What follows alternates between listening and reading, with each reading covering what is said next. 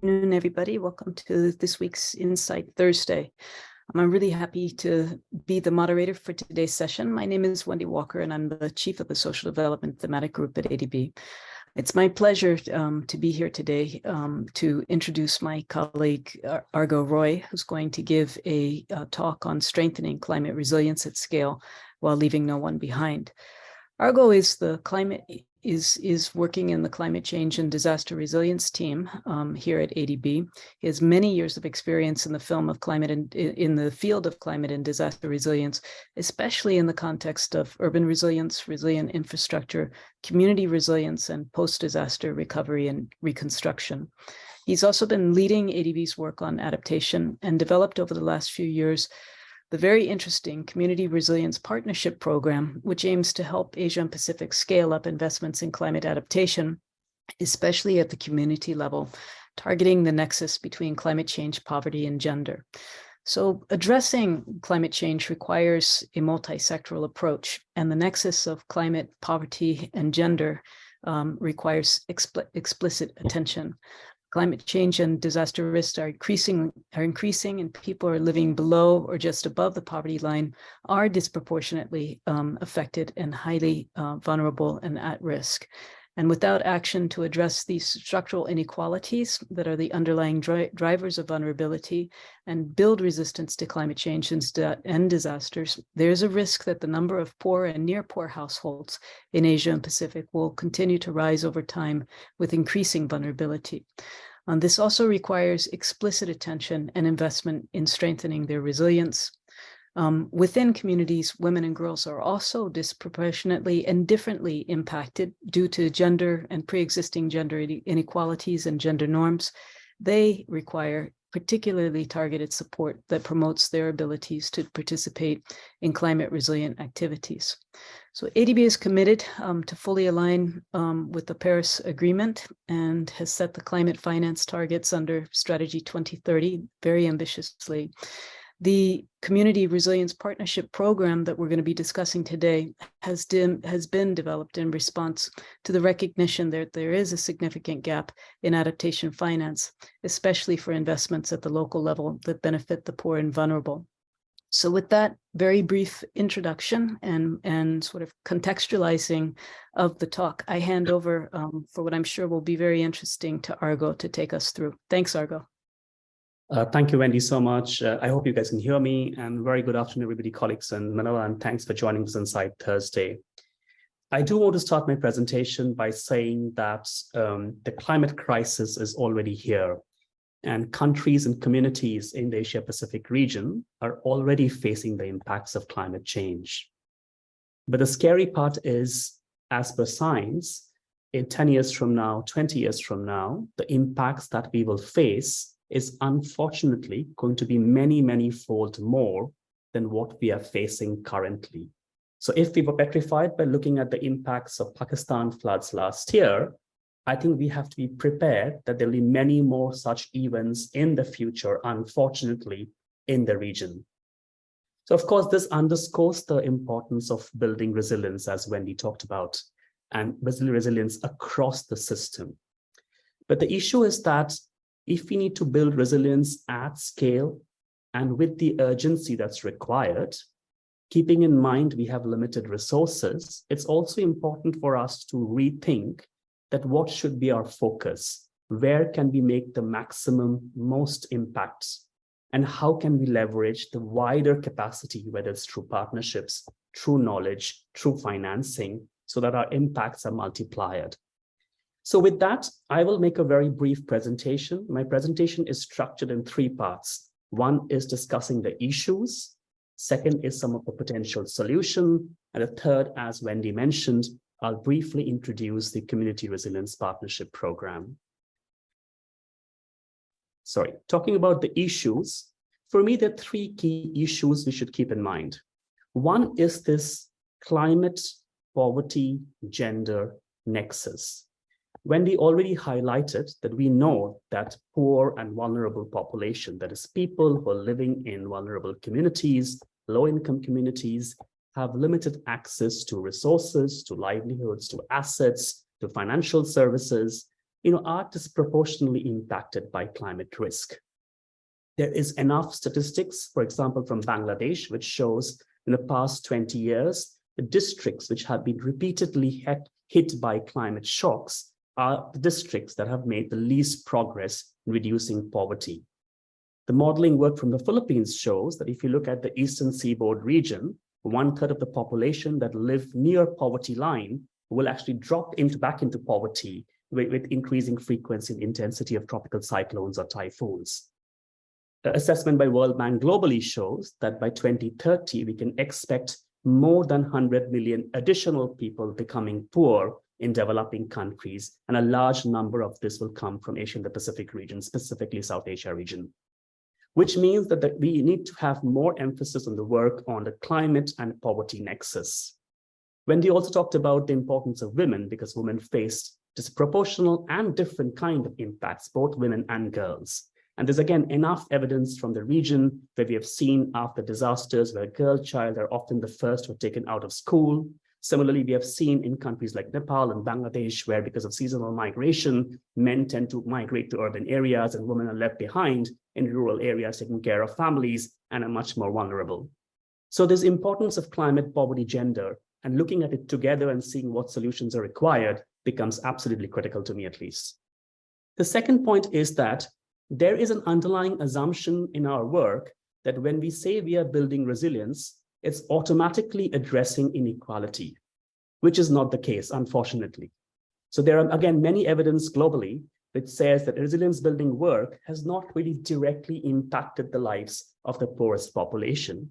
And this is partly because the kind of metrics we tend to follow to define outcomes of resilience are often determined by economic factors like impact in terms of avoiding losses in terms of dollar terms, whereas the poorest population may not face economic impact so much, but there might be much larger wide well-being impacts, which we fail to factor in our project design. So it's important for us that when we are talking about building resilience, there has to be an explicit focus to ensure it's building resilience of the poorest population and reducing the inequality. And the third issue is globally, of course, there's a lot of talk on climate finance, globally as well as within ADB. But if you look at data again, there is very limited climate adaptation finance that actually reaching the local level. So some work done by International Institute for Environment and Development, which shows that about less than $1 for every $10, less than $1 actually goes for supporting adaptation interventions at the local level and to respond to the needs of the local population. We looked at some statistics within ADB also in the past 5-6 years. If you look at our investments in social sectors, education, health, social protection, in these sectors, our adaptation finance has ranged from maximum of 1% to 4%, which is negligible compared to the scope that these sectors provide to reach the poorest population. So for me, these are three key issues about the nexus between climate, poverty, and gender. How do we ensure it's explicitly reducing vulnerabilities and inequalities? And how can we ensure climate finance reaching the poorest level is the basic problem which we have to look at. So here I look at some of the key solutions, or potentially solutions that can help us address this problem. The first is, how can we have more investments on resilience, which are targeted at the poorest population? So by this, I mean that we have to look at sectors that automatically lend themselves towards supporting the poorest population. So once again, these are sectors like social protection, education, health, rural and urban livelihoods, urban informal settlements upgrade, microfinance from a private sector point of view, and decentralization agenda wider. These are kind of sectoral work we have to look at and see how these sectors can be maximized the potential to deliver resilient solutions targeting at the poorest population and at the local level. And this is important because of two reasons. If we look at the findings of the IPCC 6 assessment report working group on climate vulnerabilities, it is clear that the adaptation gap or deficit is maximum in the poor and low-income communities. It's also clear that adaptation solutions are the most effective when they are done hand in hand with reducing social and economic vulnerabilities. So which makes a very good case that it's important for us to see how we can do targeted investments on adaptation resilience that are focused on the vulnerable population. That's the first point. The second is of course, not just about investments. It's equally about knowledge, about capacity, about institutions, specifically at the local level. So the issue with climate risk is that the pace at which climate risk is changing is quite unprecedented. So we can't just look at the past and know how the future will behave, which means from an institutional point of view, we need institutions that are much more agile to respond to these changes. So we have to help strengthen these institutions at the local level and build the capacity. We also have to look at how and the local capacity can be strengthened. This is again important because climate risk at the one side, of course, you need the work from the national level, the global level to understand climate science, but equally important to look at local level knowledge and how the combination of science and local understanding of risk can come together, specifically by working with women's group at the grassroots level to understand what kind of impacts women face and how do we understand those impacts and factor it in investment designs. And last but not the least, the need to capture knowledge and learning is very critical for adaptation because we just don't know what is an exactly, let's say, most suitable and effective adaptation investment should look like. So we have to constantly change, learn, and once again, over here, engaging the communities, local communities, specifically women, becomes very, very critical to understand this learning and see how we can feed it back into our policy work and design of investments. And for me, the third solution. Sorry, I hope you can hear me. I lost something here. Yes, we can still hear you. Thank you so much. Thanks. And the third solution for me is, as I mentioned, the resources available is comparatively less. So how we can maximize and leverage impact through ensuring our work is unlocking the flow of further climate finance at the local level. So by this, what I mean is looking at different financial instruments and see how those instruments can support local level work. So for example, there's a lot of discussions internally around how you can use policy-based lending work for climate. But we do policy-based lending work a lot in the PFM sector for projects around decentralization. So perhaps those projects can start looking at some of the meaningful reforms required to bring at the local level to capacitate local governments so that they are in a better position to respond to the needs of women and men on adaptation and resilience. Same as we do have an interesting portfolio of work in the past on community-driven development, which can be expanded further and see how those resources which are coming through government sources can complement community-driven work led by communities themselves and can actually have much larger impact. In the private sector space, how can we work with microfinance organizations which have in turn, works through their clients, specifically women clients, and help, advance the resilience agenda. So it's important for us to look at avenues of unlocking this financial flows for climate adaptation at the local level. So for me, these three solutions about targeted investments, looking at institutions, knowledge and capacity, and ensuring the financial flow is going to local level is critical. So with that, as Wendy said, I want to briefly introduce, before I end, the Community Resilience Partnership Program, which has been under preparation for the last 3 years in close collaboration with colleagues in Social Development Thematic Group and Gender Thematic Group, and many of my colleagues in the climate change across regional departments have supported the development of this program. We have also collaborated globally with think tanks, with grassroots women's organizations, other NGOs, as well as bilateral donors and global climate funds to really develop and scope this program. Wendy mentioned the program's main objective is to help scale up adaptation solution at the local level that address the nexus between climate, poverty, and gender. So the program is operationalized through a financing partnership facility, which currently includes a multi-donor trust fund. We have received commitment of about $50 million to begin with from Government of UK, the Nordic Development Fund, and French Development Agency to initiate this trust fund. We have 4 DMCs who have signed up currently. This includes Nepal, Bangladesh, Indonesia, and Cambodia. While the facility is open to all DMCs, I guess with availability of further resources, we can expand to other DMCs also.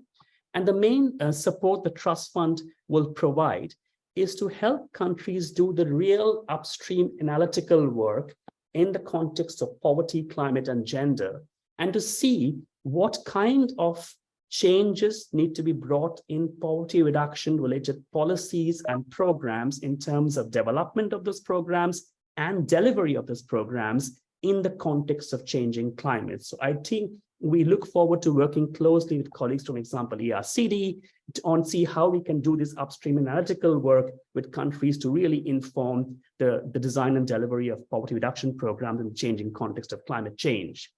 The second support the Trust Fund will provide is project preparatory support and pilot small grants for testing innovative practices. And the third support is around building capacity and institutions at the local level. And the whole idea is, with the support from this Trust Fund, we can expect that over the years, sectors such as social development, rural livelihoods, PFM in the context of decentralization, will start looking at more and more solutions on adaptation at the local level. And that would lead to a whole range of investments like adaptive social protection, or community-driven rural development, or women-focused value chains in agriculture sector example. Specifically, the Trust Fund has got a gender window, which basically means certain amount of the Trust Fund has been ring-fenced to promote women-focused investment in resilience. And this is important because not just because women are disproportionately impacted, but equally because often poor and vulnerable women in the low-income communities are driving the resilience agenda in their communities through really innovative solutions. And those solutions need to be aggregated to be scaled up. So the whole idea of this gender window is to work through with women's group, to women's missionary in governments and DMCs, and see how those good practices that women are leading on the ground can really be scaled up through ADB's investments. So to end, at the end of the day, this is a 10-year program with operationalized through a trust fund and with the objectives of basically threefold objective. One is we hope because of the program over time, we can see more of climate adaptation investments and corresponding climate adaptation finance coming out from sectors like social sectors and livelihood sectors and PFM in the context of decentralization. The second objective is it will allow achieving and advancing Strategy 2030's twin objective and goals around both gender targets as well as climate targets. And third, but equally important, is it allows to demonstrate innovative partnerships in designing and delivering solutions on the ground, because on one side we're working with government, the other side with civil society organization, women's group, think tanks at global level, and hopefully over time this partnership can be strengthened and the impact that the program can bring in is much, much higher. So with that, I will stop my presentation. We'll be happy to take any questions. So over to you, Wendy. Thank you.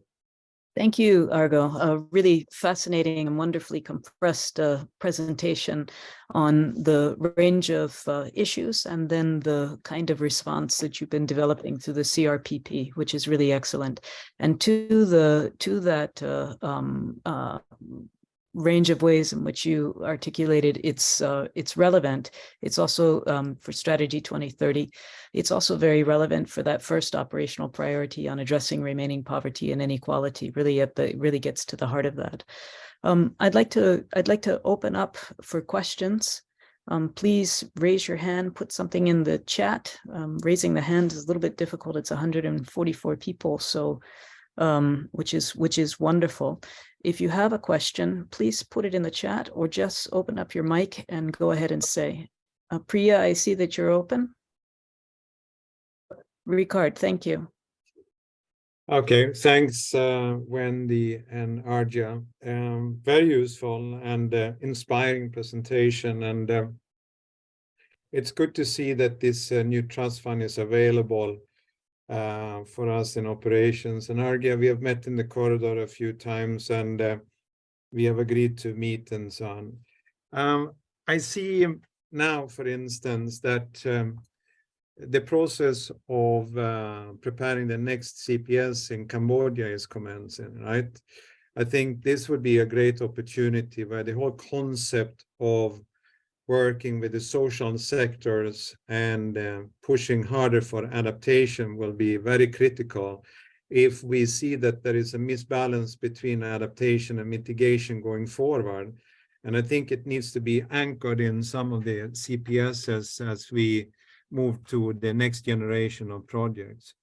The second thing that I think would be really critical is eventually that the social sector specific climate change strategies or policies tend to be a little bit weak when it comes to the adaptation and the opportunities that we may have in the various countries. And while we are trying to create a demand for this going forward, it would be very important, I think, that we build up the capacity at the country level and to some extent regional level as well, so that we can have a conducive dialogue with our clients on this particular agenda going forward.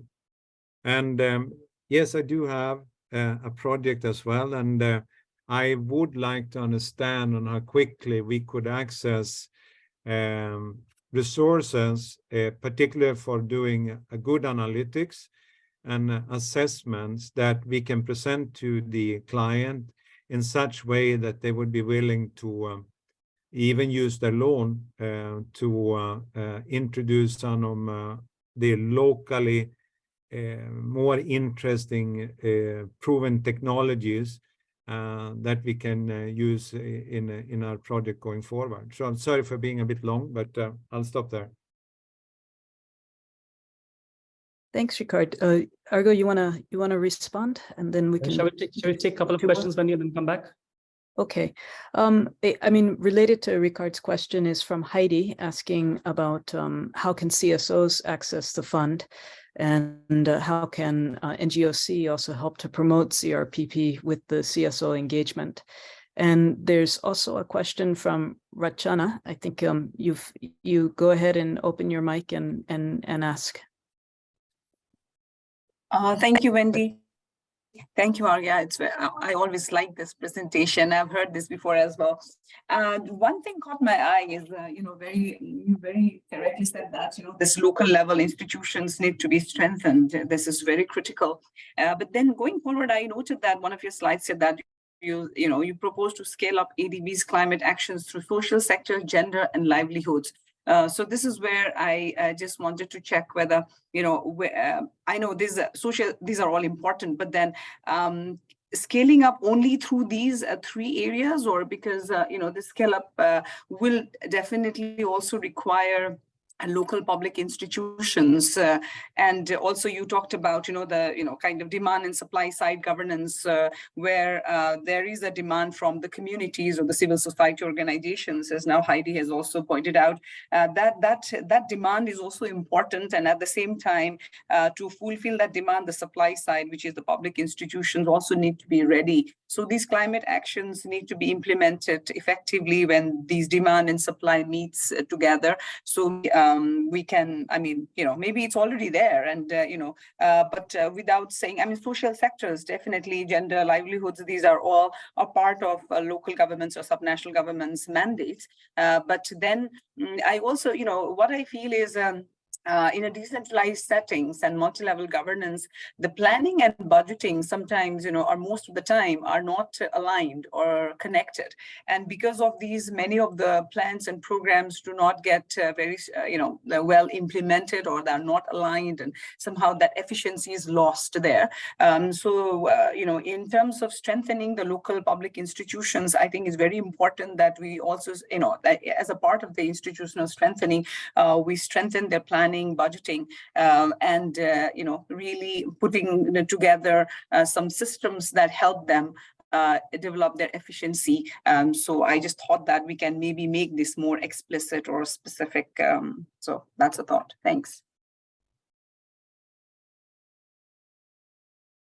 Okay, over to you, Argo. Sure, thank you, and thanks, colleagues, for your questions. We'll keep it very short. Ricard, absolutely agree on the importance of looking at CPS. If Cambodia wants to provide opportunities, let's go ahead and do it. And also the importance of looking at social sector policies and strategies and how to strengthen climate from there. But I think it's equally important to look at the climate policy strategies and see how much they're talking about social sectors. I think both have to happen together. Resources are available already, smaller amount to begin with. So if you want to tap it for doing analytical work, let's discuss separately and see how we can support you on that. And Heidi, yes, so do we plan to engage CSOs? Huayrup Commission, whose logo is over here, is actually a global network of grassroots women's organizations or key partners. And the idea is to work with them to reach out to women's group across, and hopefully through a future TA, we can do some call for proposals to get some exciting ideas coming from the NGOs itself. And we look forward to working closely with you and your team on that. Rachana, of course, we have been discussing this very much, and it's my ignorance on the last slide I forgot to mention, but I think mentioned in other slides quite explicitly the importance of working with the PFM group and governance groups and seeing how our investments around decentralization, deconcentration can look at these issues about institutional strengthening at local level, the planning and budgeting issues, and they are prioritizing local level needs. So very much fully on board on that. So over to you, Wendy. Thanks. Thank you, Argo. Any more questions? I'm scrolling up and down to see open mics or hands going up. Neida and Yurenda have questions. Okay, please go ahead, one after the other. Thanks, Wendy, and thanks, Argo, for this excellent presentation, and nice to get a chance, even over 30 minutes, to really look into a little bit of detail into this kind of visionary program you've been developing. I think it's great that we have a kind of cross-bank push on community resilience and something to focus on and push our efforts forward. So that's great. Also, just to say, look forward to working closer on the Cambodia CPS and integrating some of these angles into kind of pipeline development.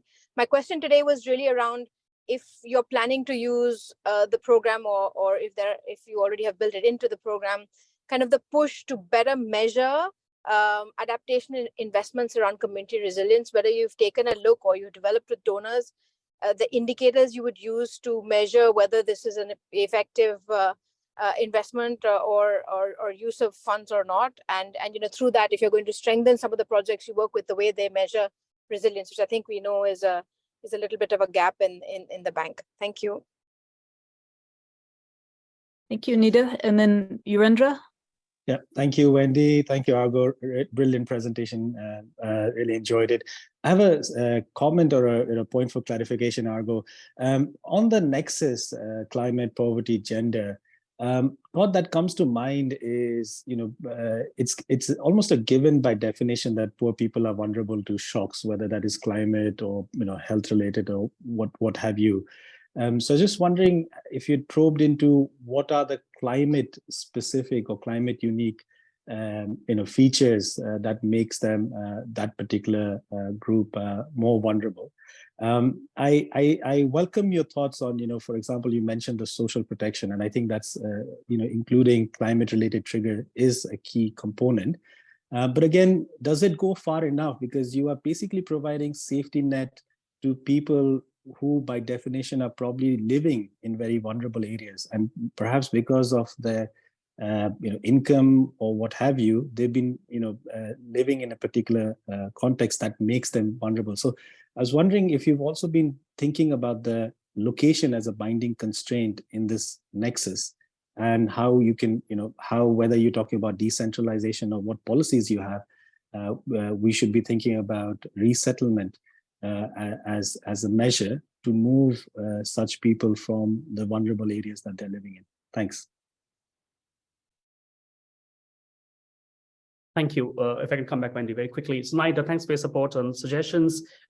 Yes, we have a draft, quite detailed monitoring, evaluation, and learning framework, which we have developed with a range of partners, including actually community members on the table to really understand what they need. And we're supposed to finalize in coming months. A key focus of that is to show that the monitoring and evaluation is not only upwards accountability, but also downward accountability to people, actually.